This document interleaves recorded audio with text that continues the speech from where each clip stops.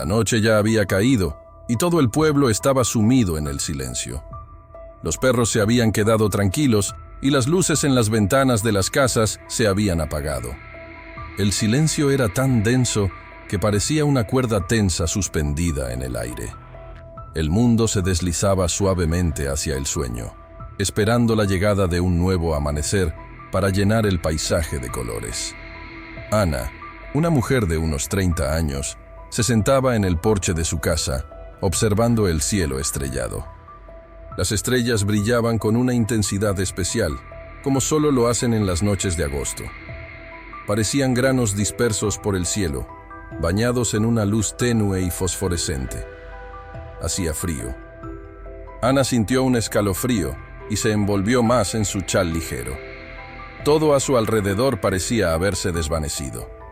La escarcha pronto llegaría. El dolor que sentía no tenía que ver con el cambio de estación, sino con el hecho de que ahora estaba completamente sola. Habían pasado 40 días desde que enterró a su amado esposo. Ana miraba las estrellas, recordando cómo solía sentarse junto a Miguel en el porche, bajo el mismo cielo nocturno. A veces, incluso veían estrellas fugaces. Miguel siempre lograba pedir un deseo, pero Ana nunca lo hacía. Él se reía y le decía: «Tus deseos son demasiado largos. Deberías desear algo más sencillo». ¿Pero qué podría ser más sencillo? Ana solo deseaba ser madre, pero ese anhelo no se cumplió. Durante casi 10 años habían soñado con tener hijos, pero los diagnósticos médicos siempre les trajeron malas noticias. Ana y Miguel incluso viajaron a la capital para consultar con los mejores especialistas, pero todos los esfuerzos fueron en vano. Ana recordaba la ansiedad mientras esperaba los resultados, que siempre eran los mismos: infertilidad. A veces sentía que se volvía loca. Al caminar por la calle, no podía evitar mirar dentro de los cochecitos de bebé, imaginándose a sí misma empujando uno algún día. Pero el destino tenía otros planes. Ana era estéril. En una ocasión, Miguel sugirió la idea de adoptar un niño, pero Ana se resistió. Le confesó que no se sentía capaz de amar a un hijo que no fuera suyo de sangre. Apreciaba a los niños, pero no podía superar esa barrera emocional. Miguel, comprensivo, nunca insistió más. Vivían en el campo y, a decir verdad, vivían bien. Miguel era agricultor y Ana trabajaba en la biblioteca del pueblo. Se mudaron al campo después de casarse. Ambos eran originarios de la ciudad, pero el destino los llevó a la vida rural. El negocio de repuestos de autos que tenía Miguel en la ciudad comenzó a ir mal, afectado por la crisis. Mientras tanto, la abuela paterna de Ana falleció, dejándole una pequeña cabaña en el pueblo. La muerte de su abuela fue un duro golpe para Ana, pero Miguel estuvo a su lado, apoyándola en todo momento. Durante el funeral, Miguel observó el paisaje rural y habló con los vecinos. Se dio cuenta de que había una oportunidad para dedicarse a la agricultura en el pueblo. Así que vendió su negocio, tomó un préstamo y comenzaron una nueva vida en el campo. Ana lo apoyó en todo momento. De niña, siempre disfrutaba pasar las vacaciones en la casa de su abuela, y en el fondo, siempre había soñado con una vida tranquila lejos de la ciudad. Aunque los padres de ambos no comprendían del todo su decisión, nunca la cuestionaron. Con el tiempo, quedó claro que Miguel había hecho lo correcto. Había revitalizado los campos abandonados, construido un establo lleno de vida y modernizado la granja. Durante la cosecha, el secador funcionaba día y noche, y aunque su zumbido era audible en todo el pueblo, nadie se quejaba.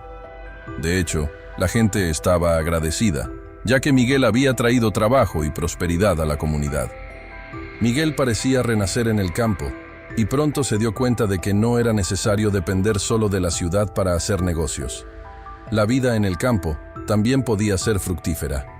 Junto a la cabaña de la abuela de Ana, construyó una casa nueva, y junto con su esposa, plantaron un hermoso jardín. Miguel incluso planeaba comenzar otro huerto con una variedad de frutas.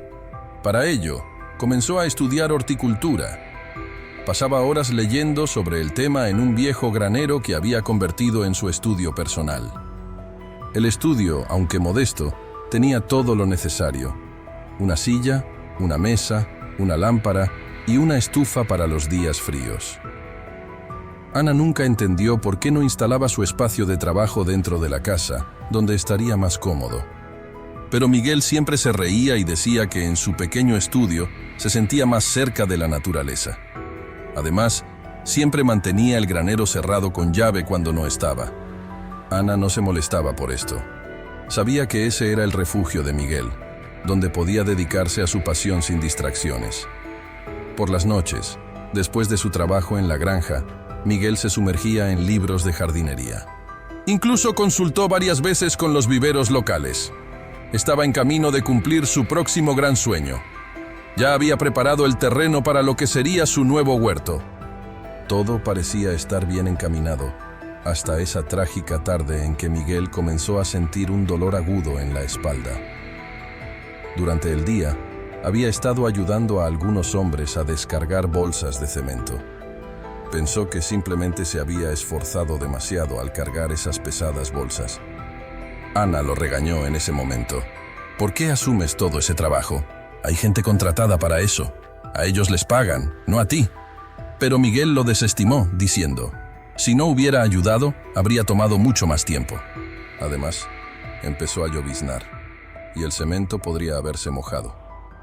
Suspiró y, tras aplicar un poco de crema para el dolor en su espalda, se dirigió al dormitorio. Miguel mencionó que trabajaría un poco más. Quería adquirir una nueva maquinaria para la granja y había una oportunidad de calificar para un programa de incentivos. Pero necesitaba reunir un montón de documentos. Así que Miguel revisaba si todo su papeleo estaba en orden. «No te cuidas como deberías», comentó Ana mientras negaba con la cabeza. «Tu trabajo no se va a desvanecer de la noche a la mañana». «Solo será media hora más», respondió Miguel con una sonrisa débil. «¿Te duele la espalda? Vamos a la cama», insistió ella. «Solo un poco más», prometió Miguel, y Ana lo dejó tranquilo. Más tarde, se recriminó por no haber insistido esa noche. Apenas había tocado la almohada antes de quedarse profundamente dormida. Cuando abrió los ojos a la mañana siguiente, una sensación de inquietud se apoderó de ella. Miguel no estaba a su lado. Pensó que tal vez había trabajado toda la noche y se había quedado dormido en el sofá. Se levantó y fue a buscarlo al salón. Allí estaba Miguel, tirado en el suelo boca abajo. En un primer momento, Ana pensó que simplemente estaba durmiendo, pero una oleada de terror la invadió. Algo no estaba bien. Se apresuró hacia él, pero cuando lo tocó, se dio cuenta de que estaba frío. Ana comenzó a gritar. Los vecinos escucharon sus gritos y corrieron a ayudarla.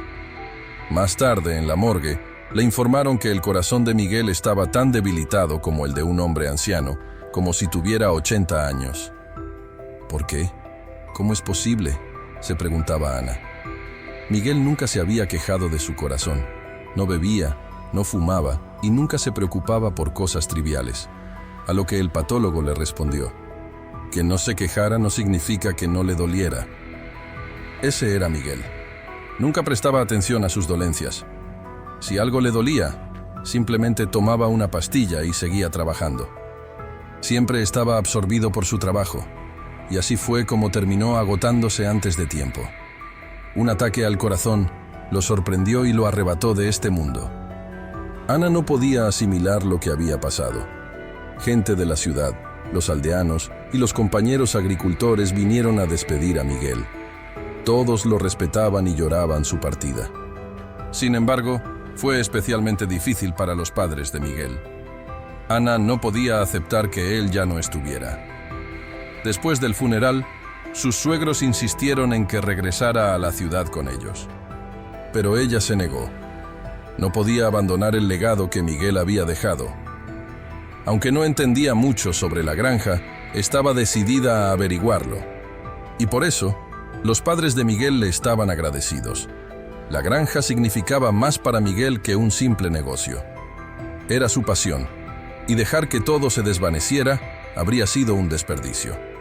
Tal vez Ana podría continuar con su labor y con el tiempo mejorar su legado para que las futuras generaciones lo recordaran. Así, pasaron 40 días. Durante ese tiempo, un gerente llamado Carlos se había hecho cargo de todas las tareas de la granja y el campo. Carlos tenía mucha experiencia en agricultura y, habiendo crecido en la zona, Ana sabía que podía confiar en él. Sin embargo, apenas comenzaba a comprender la magnitud de la responsabilidad que había asumido. Mientras contemplaba el cielo nocturno, sus pensamientos eran más oscuros que nunca.